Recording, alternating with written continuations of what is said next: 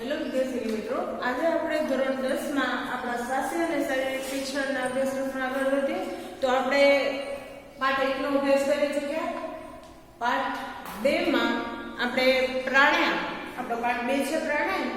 એમાં આપણે પ્રાણાયામનું સ્વરૂપ, પ્રાણાયામ વિશે માહિતી મેળવી, પ્રાણાયામની આવશ્યકતા અને પ્રાણાયામ કઈ રીતે કરવું જોઈએ એની માહિતી મેળવીને કે ભાઈ ખુલ્લા મેદાનમાં પ્રદૂષણ મુક્ત વાતાવરણમાં આસન પાથરીને પ્રાણાયામ કરવા જોઈએ, ખાલી પેટે કરવા જોઈએ, શાંત નિકલ વાયુ વાતાવરણ પસંદ કરવું જોઈએ, વહેલી સવારનો સમય છે એ પ્રાણાયામ માટે અતિ ઉત્તમ છે.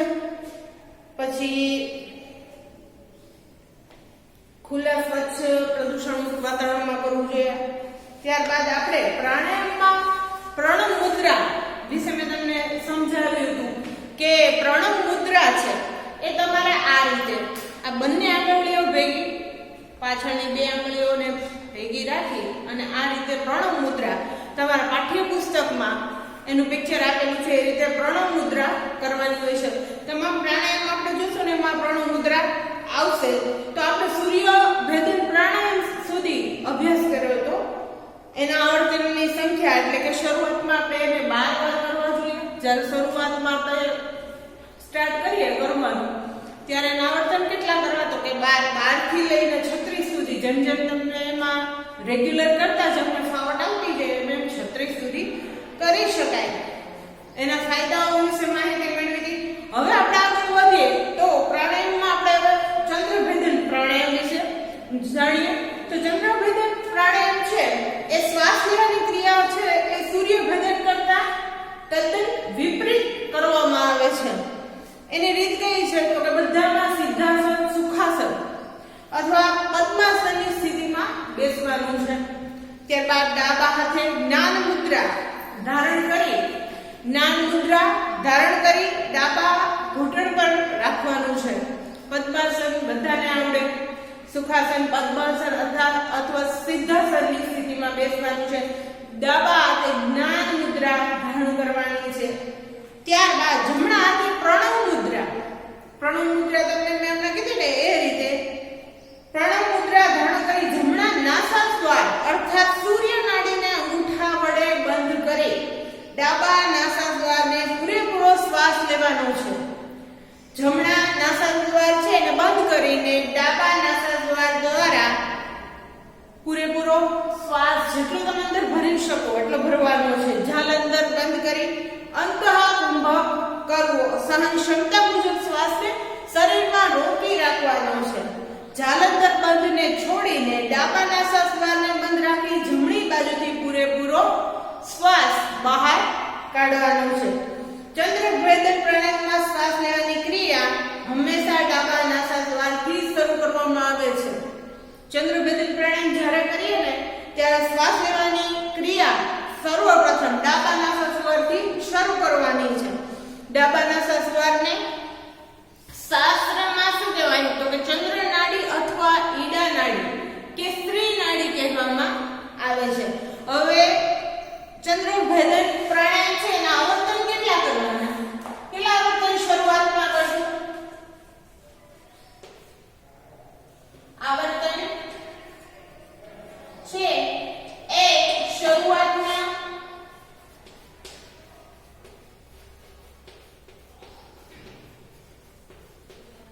12 જેટલા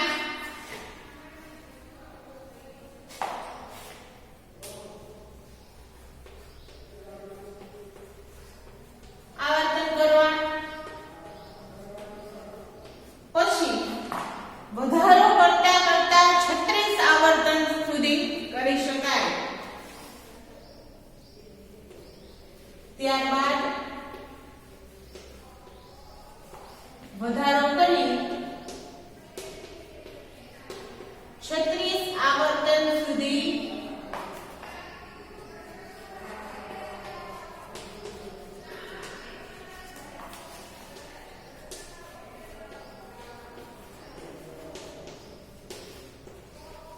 શરૂઆત 12 થી આપણે કરવાની. ત્યારબાદ 36 સુધી કરી શકાય. જેમ જેમ આપણે એમાં ફાવટ આવતી જાય ત્યારબાદ ચંદ્રભેદનના ફાયદા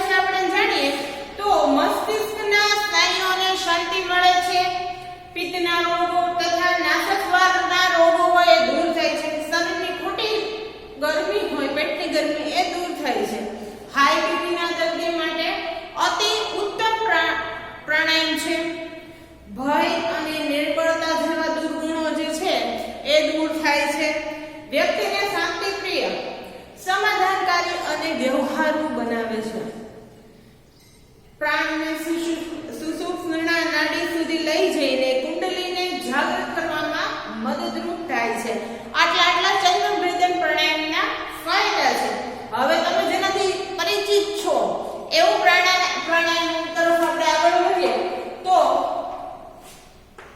પરિચિત છો અને તમે કરો પણ છો. આપણે જ્યારે પણ યોગ કરીએ છીએ ત્યારે હું તમને આ કરાવતી જોઉં છું. અનુલોમ વિલોમ પ્રાણાયામ.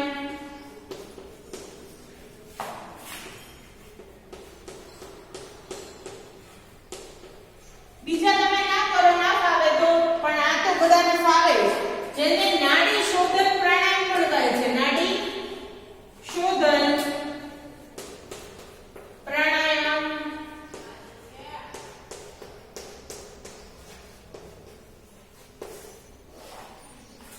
એમાં પણ પદ્માસન ને સુખાસનની સ્થિતિમાં બેસવાનું છે. કોઈ પણ ધ્યાન સમય જે આપણે આસનમાં બેસતા હોય ને એ આસનની મુદ્રામાં ધ્યાનાત્મક આસનમાં બેસો. ત્યારબાદ સેકન્ડ પોઈન્ટ શું છે કે તો ડાબા હાથને ડાબા પગના ઘૂંટણ પર જ્ઞાન મુદ્રામાં રાખો. ડાબા હાથને ડાબા ઘૂંટણ પર જ્ઞાન મુદ્રામાં આ રીતે આંગળીઓ ભેગી આ રીતે જ્ઞાન મુદ્રામાં રાખવાની છે. જમણા હાથે પ્રણવ મુદ્રા કરવાની છે. હવે ત્યાર પછીનું ચોથું સ્ટેપ શું છે તો કે હવે અંગૂઠાની મદદથી જમણા નસકોરાને બંધ કરી ડાબા નસકોરાથી ધીમે ધીમે ઊંડો શ્વાસ ભરો અને અનામિકા તથા ટચલી આંગળીની મદદથી ડાબા નસકોરાને બંધ કરીને દાઢીને કંઠકૂપ તરફ લઈ જઈ જાલંધર બંધ કરો અને શ્વાસને અંદર રોકી રાખો. આ જે પ્રાણાયામ છે એનાથી તમે સારી રીતે પરિચિત છો, તમને આવડે પણ છે અને તમે કરો પણ છો, બરાબર. એટલે આપણે આગળ વધીએ તો જ્યાં સુધી શ્વાસ રોકાય ત્યાં સુધી રોક્યા બાદ જમણા નસકોરાથી ધીમે ધીમે ક્ષમતાપૂર્વક દીર્ઘ શ્વાસ છોડો. જ્યાં સુધી તમે અંદર રાખી શકો એમ હોય શ્વાસને ત્યાં સુધી રાખવાનું. પછી ત્યારબાદ ધીમે ધીમે શ્વાસને છોડવાનો છે. ત્યાર પછીનો છઠ્ઠો પોઈન્ટ શ્વાસ છોડવાની ક્રિયા રેચક પૂરી થાય પછી ધીમે ધીમે જમણા નસકોરા દ્વારા શ્વાસ અંદર ભરો. પેલા ડાબામાં બંધ કરીને જમણાથી તમે લો તો છોડવાનું ક્યાંથી? ડાબામાંથી છોડવાનું. ડાબામાંથી શ્વાસ ભરો તો જમણામાંથી નાસદ્વારમાંથી છોડવું. એ રીતે કરવાનું હોય છે. જ્યાં સુધી શ્વાસ રોકાય ત્યાં સુધી રોકી રાખી ધીમે ધીમે ડાબા નસકોરા દ્વારા શ્વાસને બહાર કાઢો. આમ અનુલોમ વિલોમનું એક આવર્તન પૂરું થયેલું ગણાય. ક્યારે પૂરું થાય કે તમે ડાબામાંથી ભરી અને જમણામાંથી શ્વાસને બહાર કાઢો, ત્યારબાદ જમણામાંથી શ્વાસ ભરીને ડાબામાંથી બહાર કાઢો ત્યારે એક આવર્તન પૂરું થયેલું ગણાય. કેમ સૂર્ય નમસ્કારના 12 સ્ટેપ કરો ત્યાર પછી એકવાર સૂર્ય નમસ્કાર થયો ગણાય. સેમ એવી રીતે આ એક બંને નાસાદ્વારમાંથી કાઢો અને ભરીને શ્વાસ ફરી પાછો બીજા નાસાદ્વારમાંથી કાઢો ત્યારે એ એક આવર્તન ગણાય.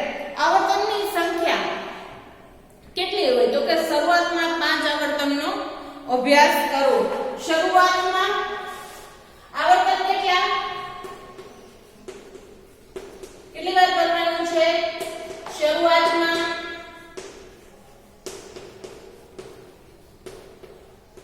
5 આવર્તન કરવા. ત્યારબાદ ધીમે ધીમે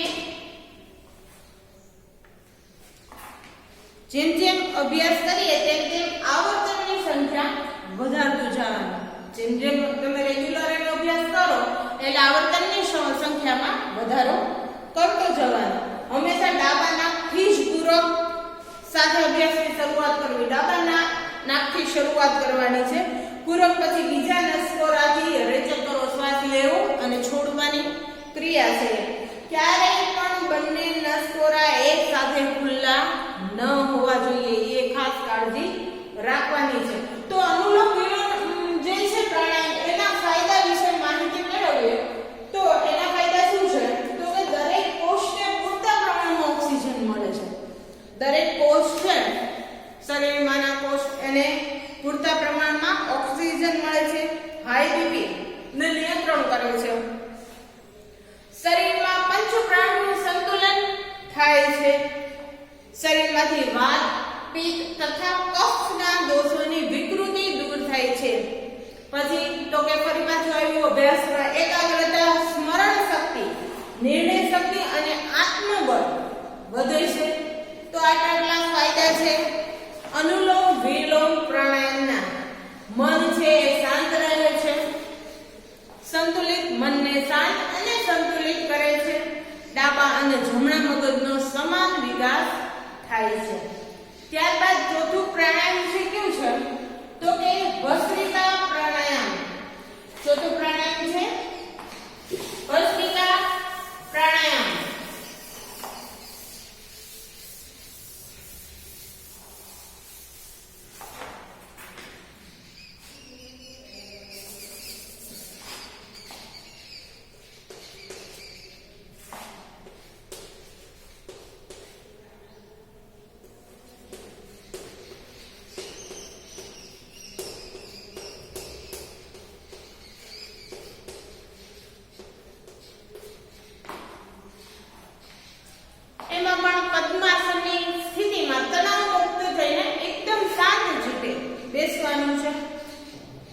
મોઢું બંધ રાખી આંખો બંધ રાખી નાક દ્વારા લોહાની ધમણની જેમ ગતિની સાથે શ્વાસને ભરવાનો છે અને છોડવાનો પણ છે. પછી ત્રીજો પોઈન્ટ છે આ રીતે શ્વાસ લેવા અને છોડવાની ક્રિયા જે છે એ સતત કરવાની છે. શું છે મોઢું બંધ રાખી આંખો બંધ રાખવાની છે. પહેલા પદ્માસનની સ્થિતિમાં બેસવાનું છે અને નાક દ્વારા લુહારના ધમણની જેમ ગતિની શ્વાસને ભરો અને છોડો. આ રીતે શ્વાસ લેવા અને છોડવાની ક્રિયા છે એ સતત કરવાની છે. જ્યારે શરીર થાકી જાય ત્યારે પ્રણવ મુદ્રાનો ઉપયોગ કરી જમણા નસકોરાથી ધીમે ધીમે દીર્ઘ શ્વાસ કરો. પછી બંને નસકોરા બંધ કરી જાલંધર બંધ કરી શ્વાસને અંદર રોકો એટલે અંતઃકુંભક કરો. પછી ધીમે ધીમે ડાબા નસકોરાથી સમાનતાપૂર્વક શ્વાસને બહાર કાઢો. આમ ભસ્ત્રિકા પ્રાણાયામનું એક આવર્તન પૂરું થયું કહેવાય. આવર્તનની સંખ્યા કેટલી? ભસ્ત્રિકા પ્રાણાયામના આવર્તનની સંખ્યા 3.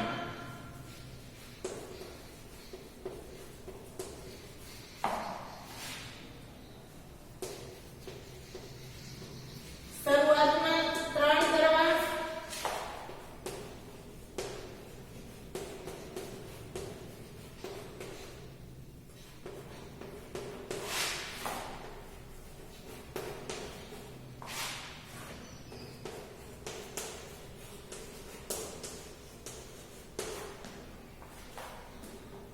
ત્યારબાદ દરેકમાં એવું છે કે ફાવટ તમને આવતી જાય એમ એમ આવર્તનની જે સંખ્યા છે એને વધારતા જવાનું છે.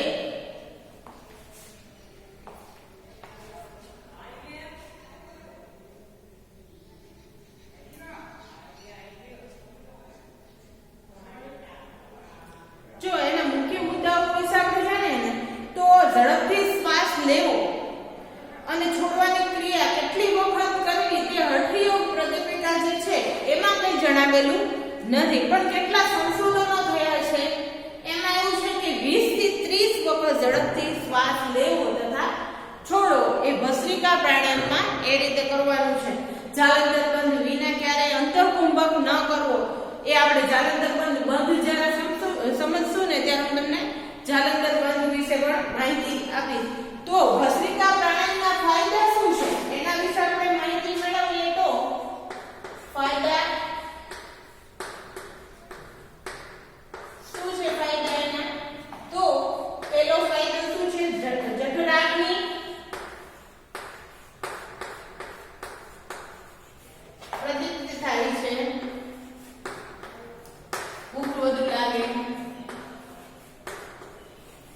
જઠરાગ્નિ પ્રદીપ્ત થાય છે. ત્યાર પછી સેકન્ડ પોઈન્ટ છે ફાયદા. ભસ્ત્રિકા પ્રાણાયામના તો શ્વાસ લેવાની શક્તિમાં વધારો થાય છે. શ્વાસ લેવાની શક્તિમાં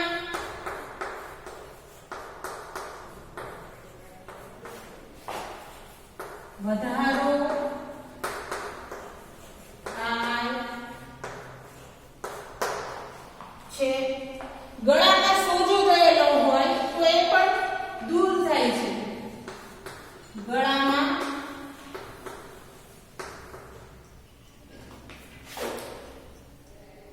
સોજો દૂર થાય છે. અસ્થમા જેવા રોગોમાં રાહત થાય. અસ્થમા જેવા દરેક રોગોનો ઉપાય ઈલાજ આસન પ્રાણાયામમાં રહેલો છે. આપણે જો એમાં ફાયદા જાણતા હોઈએ અને રેગ્યુલર એનો અભ્યાસ કરીએ તો આપણે આપણા સ્વાસ્થ્યની કાળજી ઘરે બેઠા રાખી શકીએ.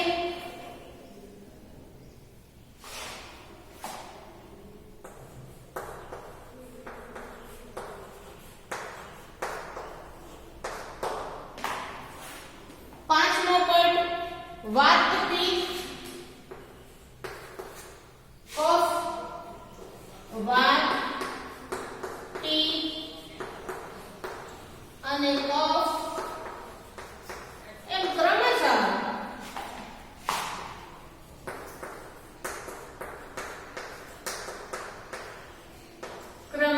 દૂર થાય છે.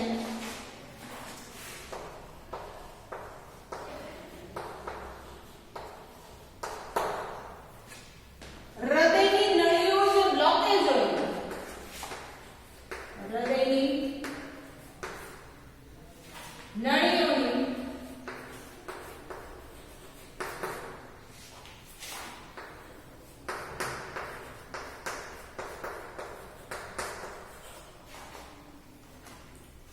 દૂર કરવામાં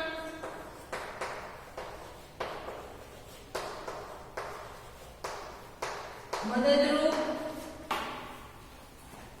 થાય છે.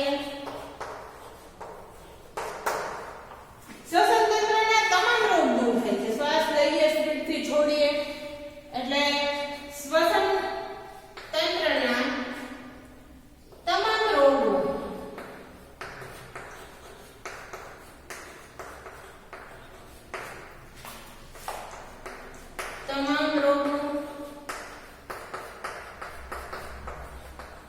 દૂર થાય છે. ફેફસા તથા હૃદય છે મજબૂત બને છે. સાજો સાજો માણસ હોય રાતે સૂતો હોય સવાર થાય તો ખબર પડે કે ઉઠ્યા જ નહીં. તો આ આસનને જીવનમાં અપનાવીએ પ્રાણાયામના આસનને તો કેટલો બધો ફાયદો થાય. ફેફસા તથા હૃદય મજબૂત બને.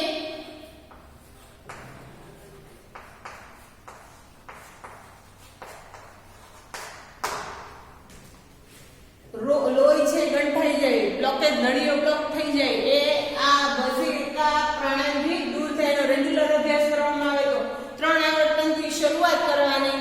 ત્યારબાદ ક્રમશઃ ધીમે ધીમે આવર્તનની સંખ્યામાં વધારો કરતો જવાનો. એને આપણે ફાયદા જોયા તો 8. એક તો જઠરાગ્નિ પ્રદીપ્ત થાય છે. ત્યાર પછી શ્વાસ લેવાની શક્તિમાં વધારો થાય છે. ગળામાં સોજો હોય તો એ દૂર થાય છે. અસ્થમા જેવા રોગોમાં રાહત મળે છે. ત્યાર પછી વાત પિત્ત કફ ના રોગોમાં ક્રમશઃ દૂર થાય છે. હૃદયની નળીઓના બ્લોકેજ દૂર કરવામાં મદદરૂપ થાય છે. શ્વસન તંત્રના તમામ રોગો દૂર થાય છે. ફેફસા તથા હૃદય છે મજબૂત બને છે. આટલા ફાયદા છે. ત્યાર પછી શીતલી પ્રાણાયામ છે. ત્યાર પછી નેક્સ્ટ પ્રાણાયામ છે શીતલી.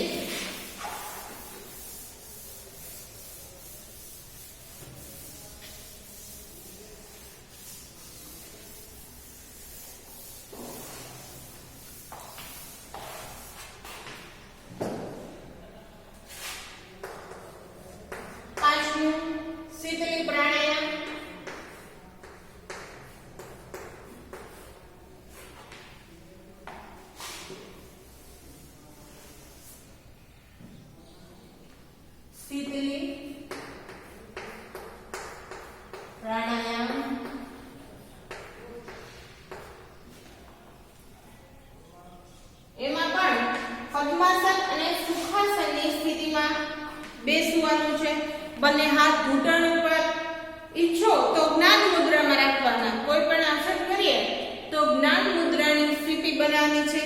જીભને થોડી બહાર કાઢવાની, જીભને થોડી બહાર કાઢવાની. જો પાઠ્યપુસ્તકમાં ચિત્ર આપેલું છે તમને રબરની દોરી કે સિસોટીની જેમ ગોળવાનું. જીભને થોડીક બહાર કાઢવાની અને રબરની દોરી અથવા સિસોટી હોય ને વિસલની જેમ વાળવાની જીભને. પછી ત્રીજો પોઈન્ટ છે સુંદર અવાજ થાય તેમ ધીમેથી શ્વાસ પૂરેપૂરો અંદર ખેંચો. જીભ સેજ બહાર કાઢવાની, રબરની કે સિસોટી હોય એમ સેજ જીભને બંને સાઈડથી વાળવાની અને સિસોટી જેવો વિસલ જેવો અવાજ થાય ને ઉપર સુંદર અવાજ થાય તેમ ધીમે ધીમે શ્વાસ પૂરેપૂરો અંદર ખેંચવાનો છે. આ પોઝિશન બનાવી અને શ્વાસને અંદર ખેંચો. જ્યાં સુધી શ્વાસને અંદર રોકી શકાય ત્યાં સુધી રોકી રાખવાનો છે.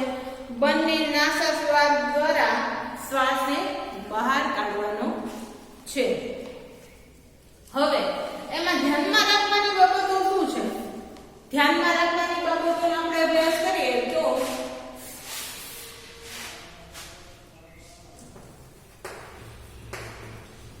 ધ્યાનમાં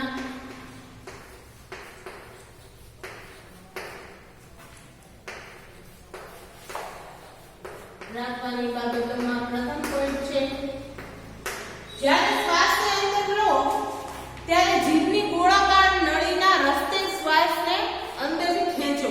જે રીતે જીભને તમે બહાર કાઢી હોય અને એને રબરની ઘૂંઘરીની જેમ વાળેલી હોય બંને સાઈડથી અને શ્વાસ અંદર ભર્યો હોય એની અંદરથી નથી, નળીના રસ્તે શ્વાસ અંદર જવો જોઈએ. ત્યારબાદ મોંને બંધ રાખવું આવશ્યક છે. ત્યારે જલંધર બંધ કે મૂળ બંધ કરી શકાય. શીતલી પ્રાણાયામ એ સર્પના શ્વાસોશ્વાસ જેવી ક્રિયા છે. આવર્તનની સંખ્યા દરરોજ 24 થી 36 સુધી આવર્તન કરો. પહેલા તો એને આપણે ધ્યાનમાં રાખવાની બાબતોનો અભ્યાસ કરીએ તો કઈ કઈ બાબતોનો ધ્યાનમાં રાખવાનું છે? જ્યારે શ્વાસ અંદર લો ત્યારે જીભની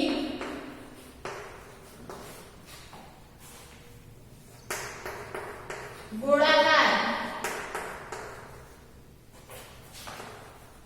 નળીના રસ્તે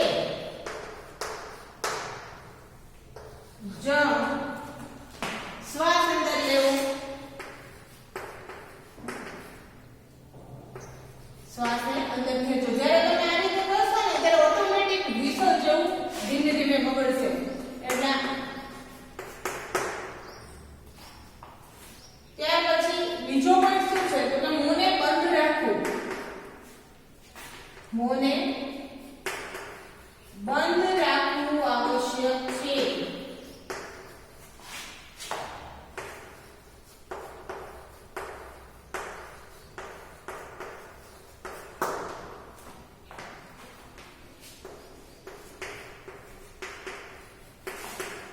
ત્યારે જાલંધર બંધ કે મૂલબંધ કરી શકાય.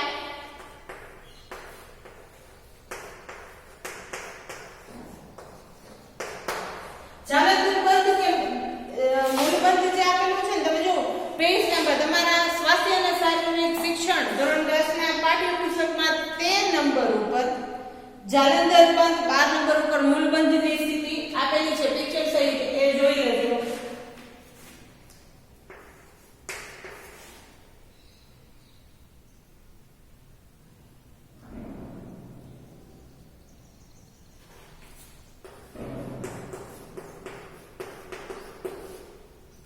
શીતલી પ્રાણાયામ એ સર્પના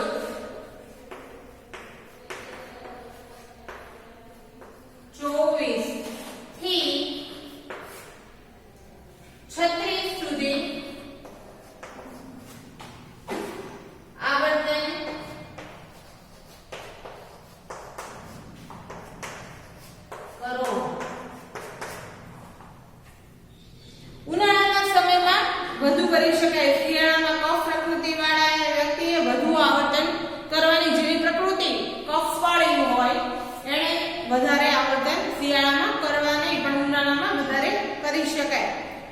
ફાયદા શું છે? શીતલી પ્રાણાયામના ફાયદા શું છે? તો એના ફાયદા વિશે આપણે જોઈએ. શીતળતા આપે છે શરીરને,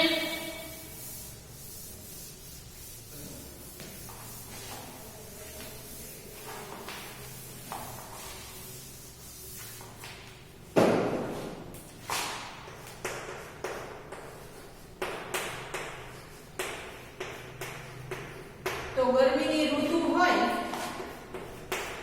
ત્યારે જેટલા બને એટલા વધુ આવર્તન કરવા જોઈએ. શરીરને શીતળતા આપે છે અને તરસ દૂર કરે છે.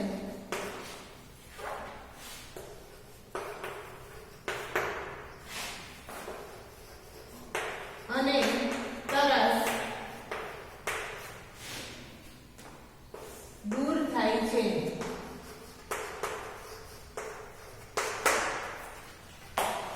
જીભને ગળા તથા સ્પેસ એટલે બરોળ ના રોગને દૂર કરે છે. ગળા તથા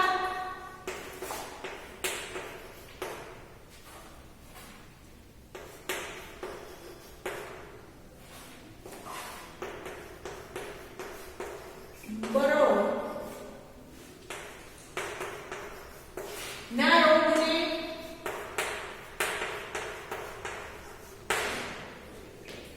દૂર કરે છે. અપચો એસિડિટી જેવા પિત્તના રોગોને પણ દૂર કરે છે. અપચો હોય, જમ્યા બાદ પચતું ના હોય, અપચો એસિડિટી થતી હોય, છાતીમાં બળતરા થાય, એસિડિટી જેવા પિત્તના રોગો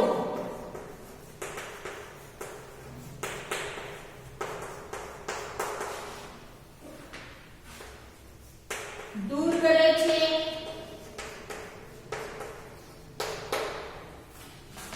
શરીરના ઝીણઝવારને દૂર કરી રક્તની શુદ્ધિ કરે છે. શરીરમાં રક્તની શુદ્ધિ કરે છે.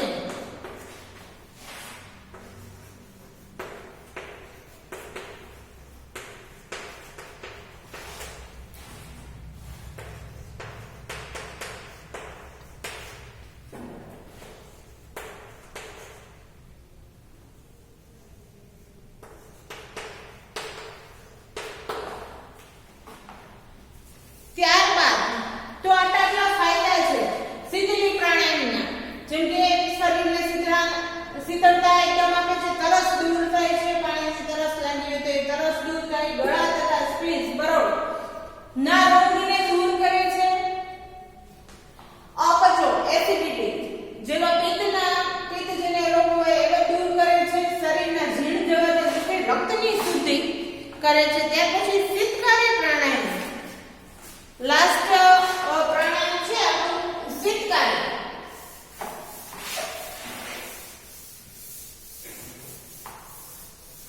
શીતળી પ્રાણાયામ, શીતકારી પ્રાણાયામ. હવે છેલ્લું છે પ્રાણાયામમાં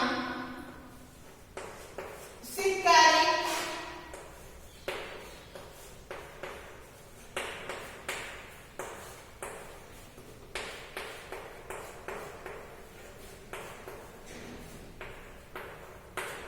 શીતકારી પ્રાણાયામ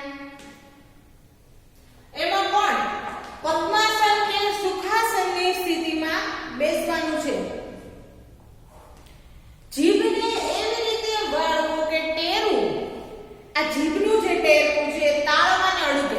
શીતકારી પ્રાણાયામમાં શું કરવાનું છે? તો કે પહેલા પદ્માસન ને સુખાસનની સ્થિતિમાં બેસવાનું છે. પછી જીભને એવી રીતે વાળવાનું છે કે જીભનું જે ટેરવું છે એટલે જીભનો અગ્રભાગ એ છે તાળવે અડે. દાંત પરસ્પર ભીડેલા રાખવાના છે.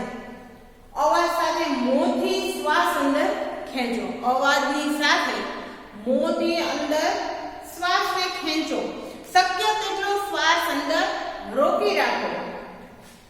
જાલંધર બંધ પણ કરી શકાય. ધીમેથી બંને નાસાદ્વાર દ્વારા શ્વાસ બહાર કાઢો. સર્વપ્રથમ શું કરવાનું છે? શીતકારી પ્રાણાયામમાં તો કે પદ્માસન અને સુખાસનની સ્થિતિમાં બેસવાનું છે. જીભને એવી રીતે વાળવાની છે કે જીભનું ટેરવું જે છે એટલે અગ્રભાગ એ તાળવાને અડે એ રીતે કરવાનું છે. એટલે દાંત પરસ્પર ભીડાયેલા હોવા જોઈએ. અવાજ સાથે મોંથી શ્વાસ અંદર ખેંચવાનો છે. શક્ય તેટલો શ્વાસ અંદર રાખવાનો છે. પછી ધીમેથી બંને નાસાદ્વાર દ્વારા શ્વાસ બહાર કાઢો. તો આ થયું શીતકારી પ્રાણાયામ. ધ્યાનમાં રાખવાની બાબત શું છે? શીતકારી પ્રાણાયામ માટે ધ્યાનમાં રાખવાની બાબતો છે એ જોઈએ તો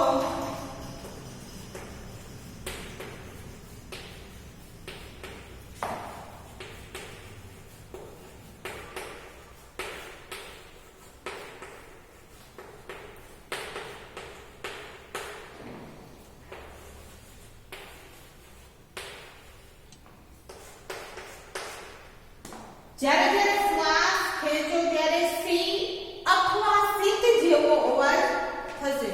શું થાય? જ્યારે શ્વાસ તમે અંદર બાજુ ખેંચો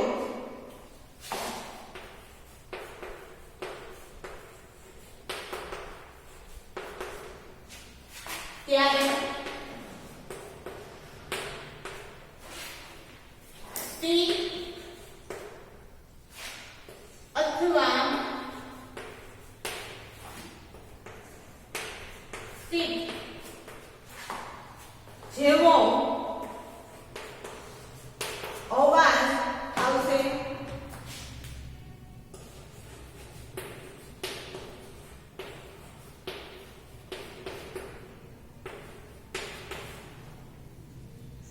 પછી શું કરવાનું? તો બંને જડબા થોડા દબાઈ રાખવા અને બંને હોઠ ખુલ્લા રાખવા. બંને જડબા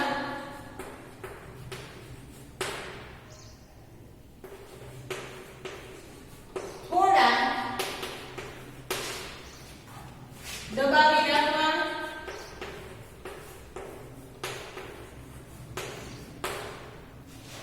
અને બંને હોઠ ખુલ્લા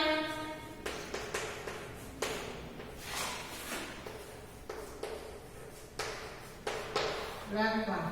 વારંવાર શરદી, કફ કે કાકડા થતા હોય તેમણે આ પ્રાણાયામ કરવાનું નહીં. આ ખાસ બાબત છે. વારંવાર શરદી,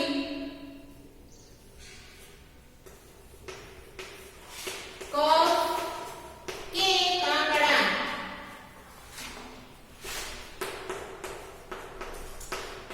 થતા હોય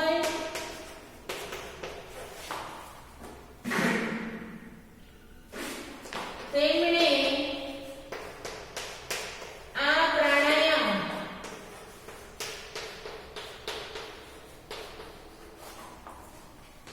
કરવો નહીં.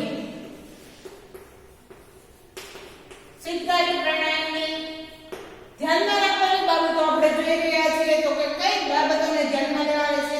તો કે જ્યારે જ્યારે શ્વાસ ખેંચો ત્યારે સી અથવા સિક જેવો અવાજ આવે. જેમ કે ટેરવું તમારું જે જીભનું છે તમે તાળવે અડાડેલું છે પછી શ્વાસને ખેંચો છો એટલા માટે તો કે આવો અવાજ આવશે. બંને જડબાને થોડા દબાવવાના છે અને બંને હોઠ ખુલ્લા રાખવાના છે. વારંવાર શરદી કે કફ કાકડા થતા હોય તેમને આ પ્રાણાયામ કરવું ન જોઈએ.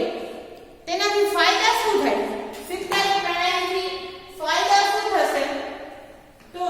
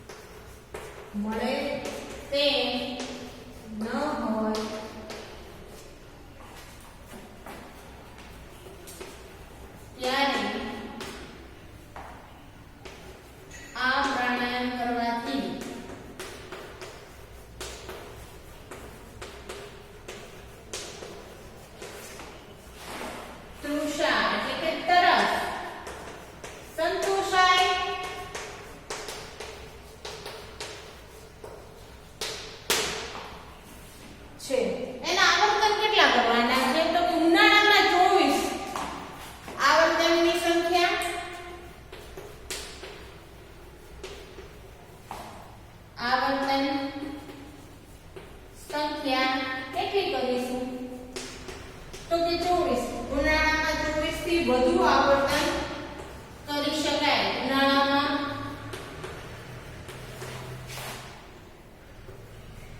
24 થી વધુ આવર્તન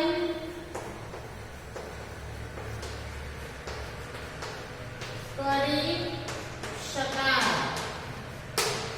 માત્ર શિયાળામાં પ્રેક્ટિસ માટે જ આ પ્રાણાયામ કરવું જોઈએ. શિયાળામાં પ્રેક્ટિસ છૂટી ન જાય એટલા માટે જ પ્રાણાયામ કરવો જોઈએ. શિયાળામાં માત્ર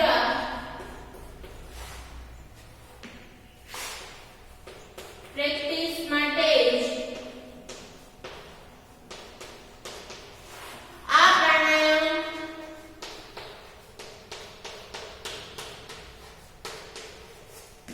કરવો જોઈએ.